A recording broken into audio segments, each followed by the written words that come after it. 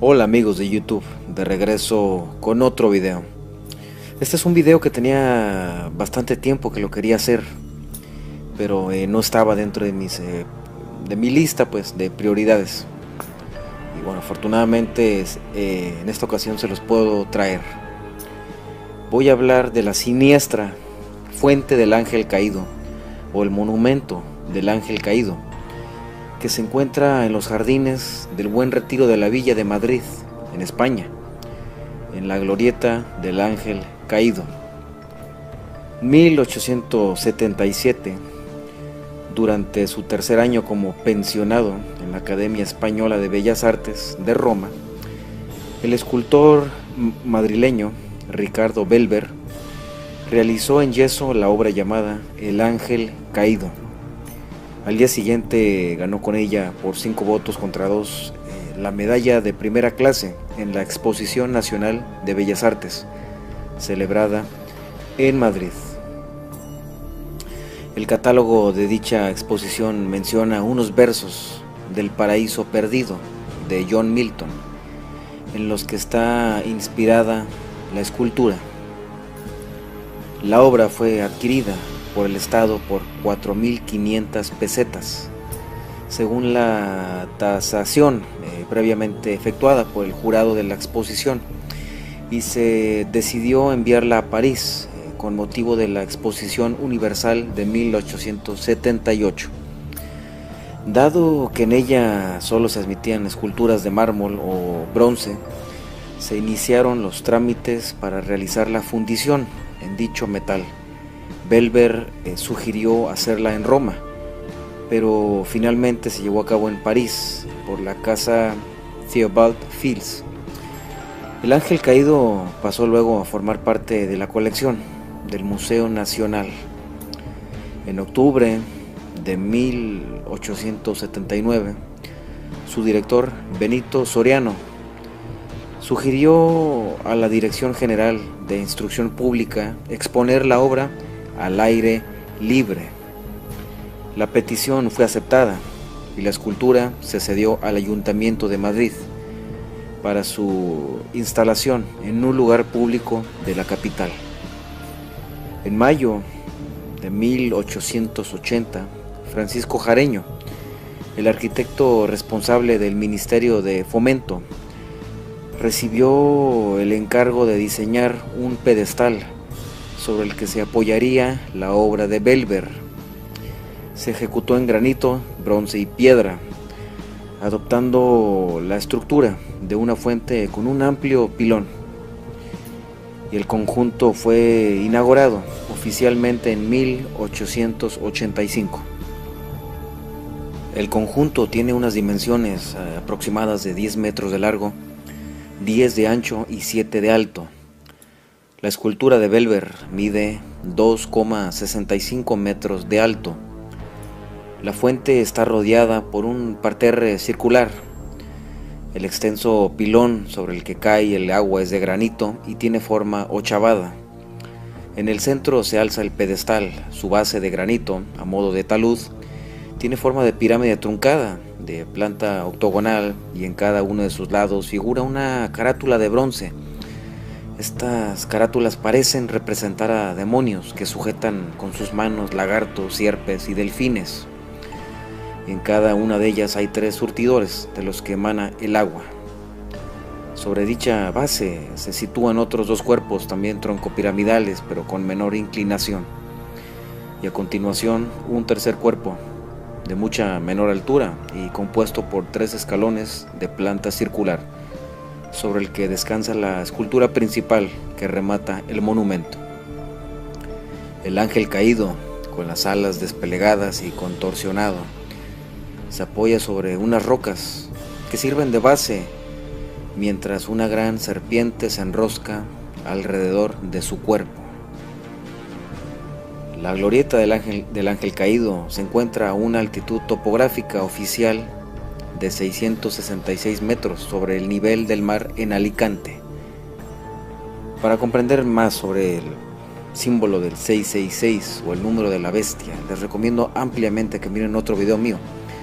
Aquí en la pantalla hay una anotación que los llevará a ver otro video mío para que comprendan mejor esto.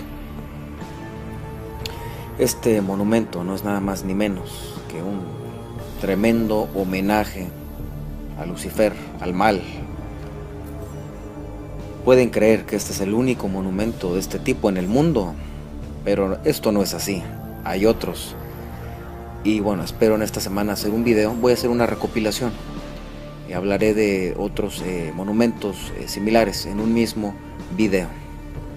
Ahora, ¿qué es algunos pueden tener dudas sobre qué es un ángel caído? Bueno, en el cristianismo, un ángel caído es un ángel que ha sido expulsado del cielo por desobedecer o rebelarse contra los mandatos de Dios.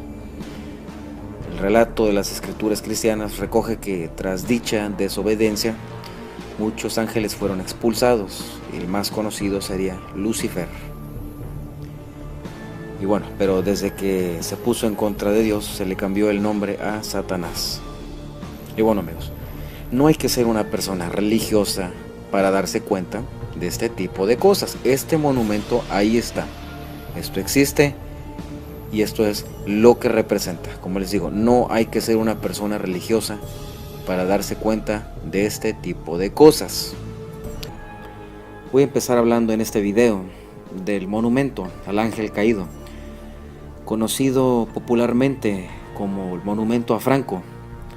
Es una fuente escultórica que se encuentra en la ciudad de Santa Cruz de Tenerife, en España, en un espacio anexo al Museo Histórico Militar de Canarias, en la intersección entre la Rambla de Santa Cruz y la Avenida de Anaga. Este monumento, obra del escultor Juan de Ábalos, fue construido partiendo de fondos obtenidos de la suscripción popular ordenada por el gobernador Pablos Abril. El conjunto fue inaugurado el 17 de marzo de 1966 en conmemoración de la victoria del ejército de Franco en la guerra civil y su posterior dictadura. Al menos esto fue lo que se le dijo a la gente sobre el motivo por el cual fue levantado. La obra representa a un ángel volando con las alas extendidas. Sobre su espalda se encuentra un hombre de pie que sostiene una espada en forma de cruz, cuya punta señala hacia abajo.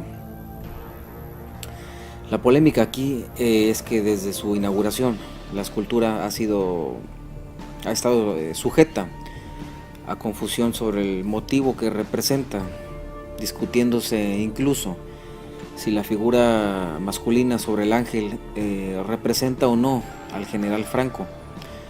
Popularmente conocido como el monumento a Franco, ha sido conocida por diversos nombres también, como monumento a la victoria o el monumento a su excelencia, del jefe del Estado. Yo prefiero llamarla monumento a Lucifer. Si se considera a esta estatua como una representación del ángel caído, sería actualmente la mayor escultura del mundo dedicada al ángel caído, o al menos la mayor escultura del mundo con el apelativo alusivo al ángel caído.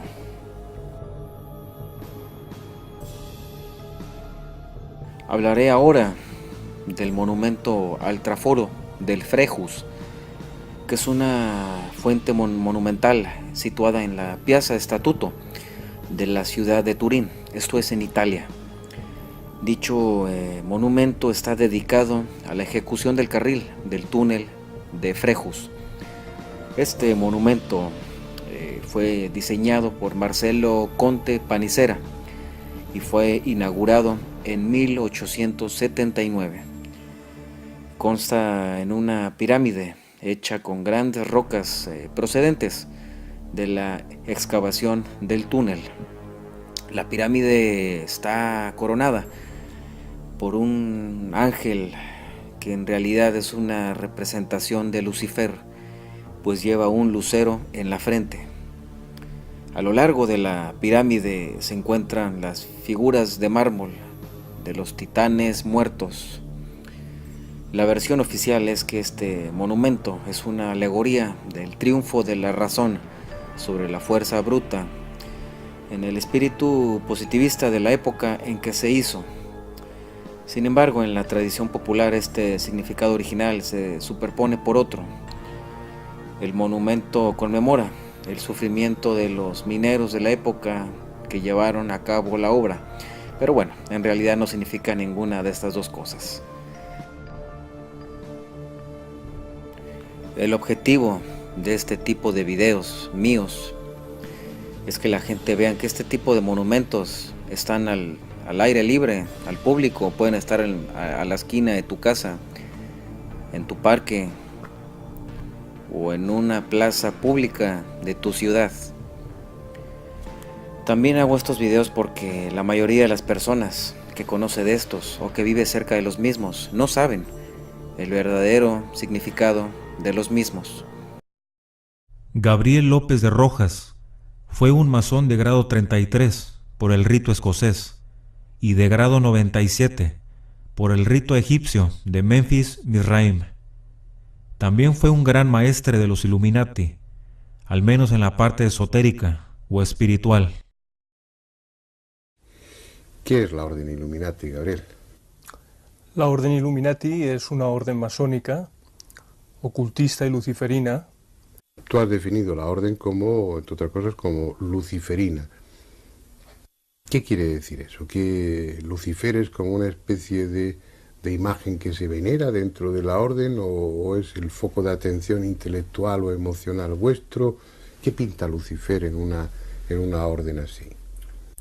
Bueno, nosotros observamos la figura de Lucifer de diferentes formas. Para la gente de la calle, es decir, para los no iniciados o profanos, Lucifer es el maligno o el mal, ya que tiene una formación cristiana y prioritariamente católica.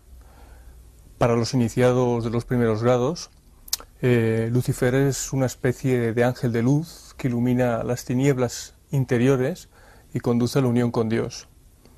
Y para los iniciados de alto grado, donde ya encontraríamos a los luciferianos, que no son luciferinos, Lucifer es el propio Dios. El Dios cristiano es dogma, limitación, amputación, castración, muerte.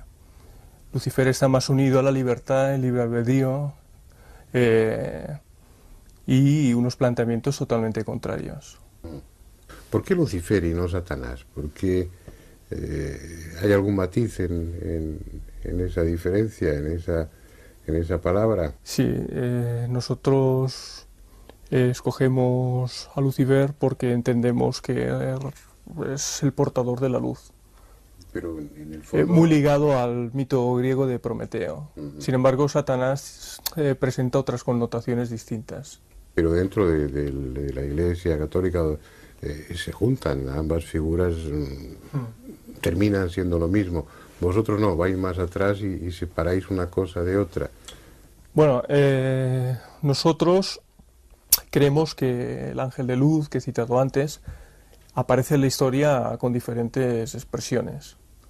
Aparece en la historia como el Set egipcio, el Satanás hebreo, el macho cabrío de las brujas medievales, el Baphomet de los templarios, el dios actual de los yezidís, etc. Y dentro de eso, nosotros también pensamos que esas expresiones son algo distintas. Partiendo de ahí, nos quedamos con la expresión de Lucifer prioritariamente, porque consideramos que es la más iniciática y necesaria de cara a nuestros fines filosóficos. Es decir, estaríais, para entendernos, estaríais más cerca del ocultismo, más cerca de una filosofía de tipo ocultista, esotérica, que más cerca de una iglesia en contraposición a la iglesia establecida. Exacto, por eso cuando hemos iniciado la conversación yo he definido a la orden como masónica, ocultista y luciferina. Utilizas el término de masonería en muchas ocasiones. Supongo que hay rituales como los hay en la masonería que tienen un ropaje que, sí, por supuesto simbólico, pero que es más o menos espectacular o incluso dramático, ¿no? Bueno, si el iniciado tiene que morir de una manera para nacer a otra nueva forma de vida o de planteamiento, pues todo eso Para Sí, un eso espectador no conocerlo, pues tendría unos tintes muy dramáticos. ¿Hay ese tipo de ritual o ceremonia en vosotros? sí, eso está presente. Nosotros utilizamos mandil masónico, guantes blancos, y todo tipo de simbología de albañilería presente en una logia masónica, como puede ser un compás de una escuadra, el mosaico de ajedrez o tipo ajedrez, el triángulo y el ojo, es decir, el delta, etcétera. Ya. Da la impresión de que, en contra de la imagen que uno puede tener inicialmente, lo que estás planteando es la figura, o lo que planteáis dentro de vuestro grupo, dentro de Illuminati, es Lucifer no como una figura negativa, no como en el antiromorfo, la imagen especular del Dios católico, sino como una imagen del bien, o que tiende hacia el bien. Al principio de la entrevista he explicado que la figura de Lucifer, tal como se va ascendiendo de grado, llega incluso a ser el propio Dios. Y bueno, nosotros estamos en eso. Nosotros consideramos mucho más maligno al Dios de los cristianos que a Lucifer. Y también, para que la gente pueda comprobarlo, solo tiene que repasar las grandes atrocidades que se han cometido bajo el símbolo de la cruz. Hay que repasar casos tan flagrantes y conocidos como los templarios, las brujas, los judíos de la Edad Media, etcétera. A nosotros nos sitúan en lo malo, cuando ellos realmente tienen las manos mucho más manchadas de sangre que nosotros, que nuestra orden o sitios similares, ¿no? Los legisladores de Manitoba tienen un magnífico edificio, pero pocos se dan cuenta que se basa totalmente en lo oculto y en los principios masónicos. La gran cantidad de detalles en esta recreación del Templo de Salomón revela la importancia de las sociedades secretas y las filosofías herméticas en las democracias actuales. En este video exploraré los numerosos símbolos ocultos en este edificio público. Empecemos.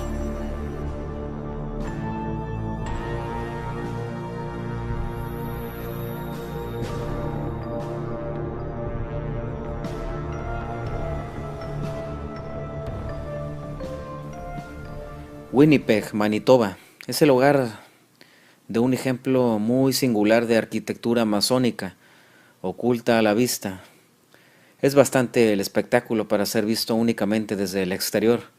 En la exploración del interior encontramos un diseño que incluye una integración del cristianismo, la mitología griega, la antigua escuela de misterio de Egipto, también de Babilonia y judía, combinados de manera alquímica con la tradición de la magia más antigua, de hermetismo. El niño dorado, Hermes, es de primera importancia para los estudios masónicos porque él fue el autor de los rituales masónicos de iniciación. Fueron tomados de los misterios. Casi todos los símbolos masónicos son de carácter hermético. La antorcha luciferina que porta es muy evidente. Ya sabemos que representa el conocimiento de Prometeo o Lucifer, que fue dado al hombre para que pueda alcanzar la divinidad por sí mismo. El aspecto más interesante del edificio podría decirse que es el hecho de que está en proporción con el templo original de Salomón. Según el investigador Frank Albo de la Universidad de Winnipeg, este investigador ha estudiado las mediciones y los detalles de este edificio y la conclusión es que todas las proporciones han sido meticulosamente cuidados. El templo original de Salomón fue construido durante el siglo X a.C.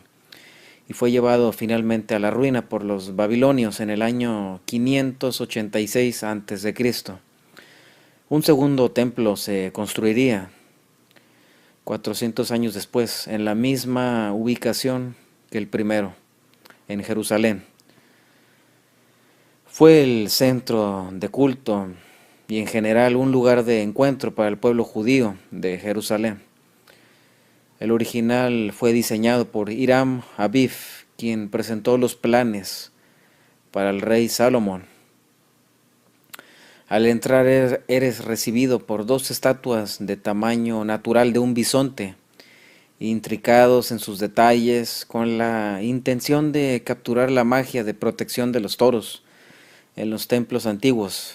Los antiguos creían que alejaban del mal, pasando por los 2 pilares de la masonería, de entrada al templo de Salomón. Subiendo por las escaleras que entran a nivel inmediatamente por debajo de Hermes, el niño dorado, la habitación con el techo de cúpula que alberga un altar circular con geometría circular, rodeado por un borde de mármol. Si nos asomamos por él mismo, podemos ver una estrella de 8 puntas en el centro de la sala inferior, por debajo del altar. La sala de abajo es conocida como la piscina de la estrella negra. La estrella de 8 puntas es el símbolo de la diosa babilónica de Ishtar. Y bueno, podemos ver que está directamente alineada con la estatua de Hermes. Al igual que en el video pasado, podemos encontrar esta simbología en el último piso. Esta área de este edificio está diseñado de acuerdo con una cámara de sacrificio, uno donde los dioses del inframundo reciben el poder a través del sacrificio, las almas de los difuntos liderados por Hermes al inframundo. Aquí podemos ver otra habitación conocida como la sala de recepción del gobernador. Justo encima de esta sala, en el exterior, tenemos el Arca de la Alianza, una réplica donde está esculpida en una posición de la antena central en piedra y también en proporción a la bíblica Arca del Pacto de la Alianza. Es curioso ver que un edificio masónico incorpore elementos del cristianismo. Algunos de ustedes pueden estar pensando que la masonería incorpora a su doctrina algunos elementos del cristianismo, pero esto es falso. Realmente, para saber el verdadero motivo de por qué incorporan estas cuestiones del cristianismo a sus edificios, únicamente los altos grados, los grandes iniciados, tienen acceso a este tipo de información. Podemos ver con 17 pies de bronce fundido, recubierto con oro auténtico, el niño de oro, una metáfora de Hermes, Trismegistus, el padre de la alquimia, la filosofía oculta, y que enseña la sabiduría de la luz. Podemos ver que se encuentra de pie, con una antorcha luciferina en la mano. Esto fue puesto en este edificio, fue puesto en la cúpula en 1919. Por las noches la estatua brilla tanto como el sol que está sobre ella. En el reino espiritual, el simbolismo alquímico de este edificio tiene un peso propio de alquimia y se utiliza a menudo para comunicarse más allá de las palabras. En la torre principal que alberga la cúpula hay 4 grupos de 3 esculturas de figuras de tamaño natural, cada uno representado ya sea como la tierra, el viento, el fuego y el agua, o podría ser considerado como ciencia, la agricultura, el arte y la industria. No solo son los 4 elementos representados, el chico de oro preside los 4 elementos con el fin de unificarlos y transmutarlos en oro, otro importante proceso de la alquimia. Este edificio también captura la magia más profunda y oscura de Egipto. 2 esfinges grandes en el techo de la torre principal, uno de los que se enfrenta a la salida del sol, mientras que el otro se enfrenta a la opuesta del sol, oculto a la vista. El esfinge tiene inscripciones jeroglíficas que se traducen en el nombre de Tutmosis III. Él fue un faraón egipcio. Los rosacruces reclaman descender del linaje de este faraón. En la misma zona del edificio tenemos algunas referencias jeroglíficas que nos hablan del dios Sol, de Ra, con un jeroglífico que se traduce como esto: la manifestación del eterno dios Sol, Ra, el dios bueno que da la vida. Este tipo de inscripciones son los que usaban los egipcios en las paredes, en sus templos, y bueno, no se oculta en el techo de un edificio público de gobierno.